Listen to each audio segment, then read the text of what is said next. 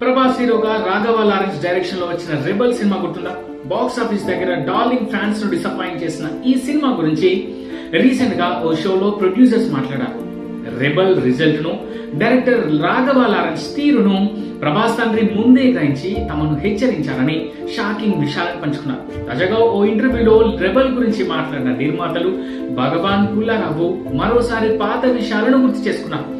Lawrence మీద ఇప్పటికీ కోపంగానే ఉన్నామని చెప్పుకొచ్చారు. మొదట్లో రెబల్ మూవీ కోసం తాము ఒక బడ్జెట్ అనుకున్నామని, కానీ సగం సినిమా అయ్యేసరికి ఆ బడ్జెట్ ను డైరెక్టర్ లారెన్స్ పూర్తిగా అవగొట్టేశాడని గుర్తు చేసుకున్నారు. ఇది పెద్ద లాస్ అని నిర్మాతలుగా తమకు అప్పుడే తెలిసిపోయిందని, అయినా సరే తాము ఎక్కడ రెబల్ మూవీని మధ్యలో వదిలిపెట్టకుండా ముహూర్తం నాటి నుంచి ఎంత ఉత్సాహంగా ఉన్నామో అలానే పూర్తి చేసి రిలీజ్ చేశామన్నారు.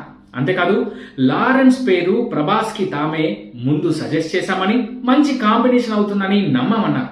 కానీ ప్రభాస్ వాళ్ళ నాన్న మాత్రం లారెన్స్ తో మీరు పడలేరని, వద్దయ్యా అని హెచ్చరించారని, కానీ తామే లారెన్స్ తో చేస్తామని పట్టుబట్టేసరికి ప్రభాస్ తండ్రి వదిలేశారని గుర్తు చేసుకున్నారు.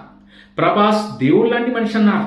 రెబల్ కోసం జరిగిందంతా ప్రభాస్ చూశాక మరో సినిమా ఛాన్స్ ఇస్తానంటూ తమకు మాట కూడా ఇచ్చారని, ఆ ప్రామిస్ ని తామింకా ఉపయోగించుకోలేకపోయామని వారన్నారు.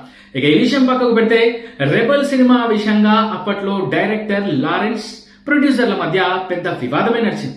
చెప్పిన బడ్జెట్ కంటే రెట్టింపు ఖర్చు పెట్టించాడని, అలానే బెదిరిస్తున్నాడని నిర్మాతలు భగవాన్ పుల్లారావు స్వయంగా లారెన్స్ పై పోలీస్ కేసు కూడా పెట్టడం అప్పట్లో టాలీవుడ్ లో హాట్ టాపిక్ అయింది.